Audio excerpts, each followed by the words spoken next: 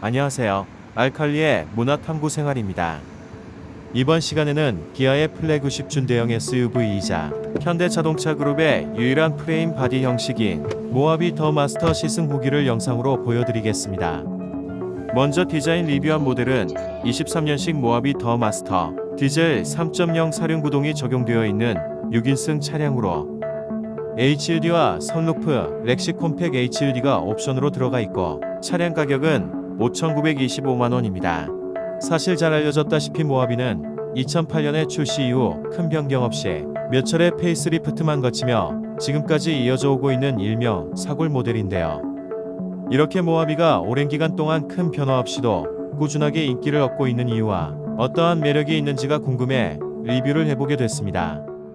먼저 모하비 더 마스터의 외관 디자인을 살펴보겠습니다. 전면부를 보면 강인하고 당당한 덩치에 걸맞게 볼드하고 선이 굵은 모습을 보여줍니다. 프로젝션 LED 헤드램프는 세로 형태 조명과 램프가 조화를 이룬 모습인데요. 이런 감각적인 부분은 모하비의 오래된 이미지를 상쇄하며 소비자에게 새롭게 다가갈 수 있는 요소라 생각됩니다.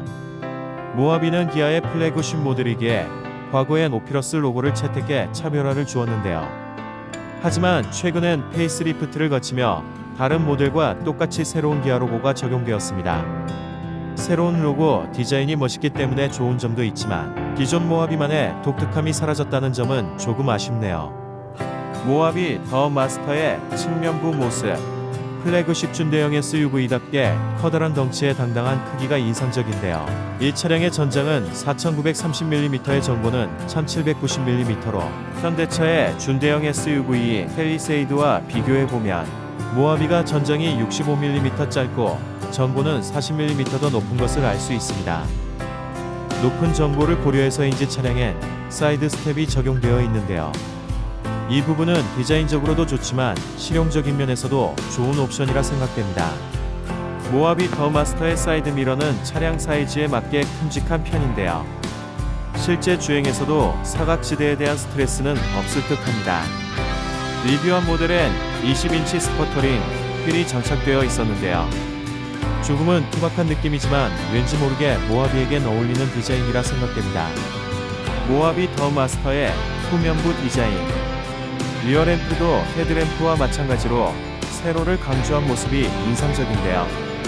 특히 양쪽 리어램프 사이가 길쭉하게 이어진 디자인은 페이스리프트 되기 전보다 훨씬 젊은 감각으로 다가옵니다. 거기에 차량면이 큼지막하게 대문자로 테더링된 점도 모하비엔 잘 어울리는 구성이라 하겠는데요. 하단부에 듀얼 트윈팁 데코 가니쉬까지 더해져 이전보다 훨씬 젊은 느낌의 모하비로 보입니다. 모하비 더 마스터의 트렁크를 살펴봅니다. 전동식으로 된 트렁크를 열어보니 준대형 SUV답게 기본 트렁크 사이즈가 큼직합니다. 트렁크 하단에는 약간의 수납 공간이 있어 세차용품 및 차량용품을 수납할 수 있습니다. 트렁크 끝부분엔 12V 시거잭 하나와 2열 시트를 전자식으로 폴딩할 수 있는 버튼이 마련되어 있는데요. 버튼을 누르면 시트를 접을 수는 있지만 다시 펼쳐지지는 않습니다. 폴딩 버튼을 눌러 2열을 접어보니 아주 널찍한 공간이 나오는데요. 이 정도 공간이면 차박을 하기에도 충분할 것 같습니다. 모하비 더 마스터 2열을 살펴봅니다. 살펴본 모델엔 테라코타 브라운 컬러가 적용되어 있는데요. 나파가 죽으로 만들어진 퀄팅 시트는 고급스러운 느낌입니다. 운전석에는 파워시트와 전동식 럼버 서포트가 적용되어 있는데요. 조작 버튼과 구성은 요즘 나오는 차량에 비해 조금 올드한 느낌이 있습니다. 운전석 도어 내부를 보면 목재 느낌이 나는 오크 우드 그레인 가니쉬가 적절히 적용되어 고급스러움을 더하는데요. 거기에 운전자세 메모리 시스템과 렉시콘 사운드까지 더해져 이 부분만 본다면 모하비가 사골이란 별명을 듣기 무색할 정도로 신선하게 다가옵니다.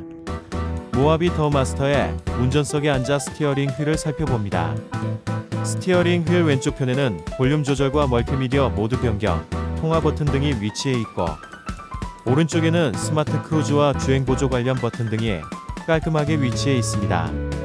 센터 페시아에는 12.3인치 내비게이션이 적용되어 있고 그 아래로 에어컨 송풍구가 마련되어 있습니다. 그리고 그 아래로 공조장치 조절 관련 버튼이 마련되어 있는데요.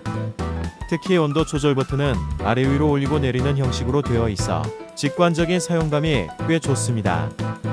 기어 노브는 버튼식이나 전자식이 아닌 전통적인 변환 방식이 적용되어 있는데요. 아직까지 이런 방식을 선호하는 유저들도 많고 특히 모하비엔 잘 어울리는 방식이라 생각됩니다. 기어 노브 주변으로 통풍 시트와 히팅 시트 조절 버튼과 통합 주행 모드 변환 다이얼이 마련되어 있고 2개의 컵홀더가 마련되어 있는데요. 그리고 그 아래로 오토홀드와 저단 모드 버튼, 스티어링 휠 열선, 버튼 등이 큼직하고 직관적으로 마련되어 있습니다. 1열 암레스트 내부는 차급에 걸맞게 넓고 깊은 편입니다. 동승석에 있는 글러브 박스는 너비는 넓고 깊이는 깊은 편이지만 상대적으로 세로 길이가 다소 좁아 보입니다. 룸미러와 1열 조명부는 큰 특색 없이 평이한 모습을 보여줍니다. 전시 차량에는 선루프가 적용되어 있었는데요. 모하비 선루프는 와이드 타입이 아닌 일반 타입으로 차급에 비해서는 다소 작게 느껴집니다. 전시 차량엔 시동을 걸 수 없기에 선루프를 작동시켜 볼 수 없었지만 다행히 시승 차량에도 선루프가 있어서 한번 작동시켜 봤는데요. 역시나 차량 덩치에 비해 작은 듯한 느낌을 지울 수 없었습니다. 거기에다 선루프 내피 부분은 자동으로 열리지만 닫을 때는 수동으로 닫아야 했는데요. 이 부분은 불편해 다소 아쉬움으로 남았습니다. 특이하게도 스티어링 휠 좌측 아래에 전자식 파킹 브레이크가 있는 점은 눈길을 끌었는데요. 또 모하비의 스티어링 휠 조절이 전자식으로 되어 있다는 점도 의외였습니다. 그럼 이제 2열로 한번 넘어가 보죠. 2열의 시트도 1열과 마찬가지로 퀼팅된 나파가죽 소재가 고급스럽게 느껴집니다. 운전석에 키 180cm 성인이 넉넉히 앉을 그대로 2열에 앉아보니 앞시트와 무릎 사이에 주먹 하나가 꽉 낄 정도의 공간이 나옵니다. 조금 더 정확하게 2열 공간을 알아보기 위해 동승석에 앉아 무릎이 글로브 박스에 닿을 정도로 공간을 좁혀 앉아봅니다. 그리고 그 상태 그대로 2열로 자리를 옮겨 공간을 확인해보니 주먹 하나 정도가 들어갈 정도의 공간이 나오는데요. 후륜 구동 방식의 프레임 바디 모델이라 공간에 제약이 있다는 점을 감안하더라도 4인 가족 패밀리 SUV로는 꽤나 준수한 내부 공간을 보여준다고 하겠습니다. 높은 전고 덕분에 2열에 앉았을 때 헤드룸도 주먹 하나가 들어가고도 남을 정도로 넉넉한 모습을 보였습니다. 2열에 앉은 김에 좀 더 자세히 공간을 살펴봅니다. 전시 차량은 6인승이라 2열엔 독립 시트 2개가 마련된 구성인데요. 시트의 질감도 좋고 아무래도 3명이 앉는 구성보다 조금 더 좋은 착좌감, 승차감을 제공해 줄 수 있을 것 같습니다. 그리고 5인승과 7인승에는 적용되지 않는 2열 통풍 시트가 있다는 점도 모하비 6인승의 매력이라 생각됩니다. 그리고 6인승만의 차별점이라면 2열 공조장치 조절 버튼 아래로 컵홀더 2개가 잘 마련되어 있다는 점인데요. 이런 점 등을 고려했을 때 2열을 좀 더 쾌적하게 사용하고 싶은 유저라면 6인승은 좋은 선택이 될 것 같습니다. 2열 컵홀더 공간 아래로는 2개의 USB 포트와 220V가 지원되는 플러그 단자가 마련되어 있습니다. 앞서 말한 대로 전고가 높기에 사이드 스텝이 마련되어 있을 뿐만 아니라 2열 승객이 손쉽게 승하차할 수 있는 손잡이가 B필러 내부 부분에 마련된 것도 볼 수 있습니다. 2열 공간 공조토 출구는 특이하게도 천장에 위치해 있습니다. 양쪽 2열 독립 시트 중간이 비어있어 이곳을 통해 3열을 오갈 수 있는데요. 하지만 공간이 그리 넓지 않아 보통은 2열 원터치 워크인을 활용해 2열 시트를 앞으로 접은 후 3열에 탑승할 것 같습니다. 모하비 더 마스터 6인승 모델의 3열 탑승을 해보기 위해 3열 시트 2개를 펼쳐봅니다. 3열 시트 뒤쪽 레버를 당겨 시트를 펼치고 헤드레스트를 적절하게 맞춰줍니다. 그리고 그 상태 그대로 3열 공간으로 들어가 시트에 앉아봅니다.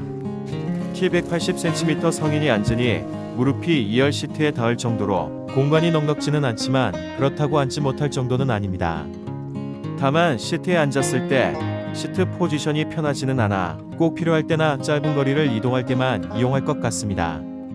3열 헤드룸은 높은 전고 덕분에 주먹 하나 정도가 들어갈 정도라 비교적 여유가 있었습니다. 3열에 앉은 김에 공간도 살펴보겠습니다. 모하비 3열에도 공조토 출구가 천장에 위치해 있고 3열을 위한 조명도 마련되어 있습니다. C필러 유리창도 큼직한 편이라 3열 승객을 위한 개방성에도 신경 쓴 부분을 볼 수 있습니다. 3열 오른쪽 시트 쪽엔 2개의 컵홀더가 마련되어 있고 왼쪽 시트에는 1개의 컵홀더와 1개의 USB 포트가 마련되어 있습니다. 그렇다면 모하비 더 마스터의 주행 느낌과 승차감은 어떤지 시승을 통해 알아볼까요?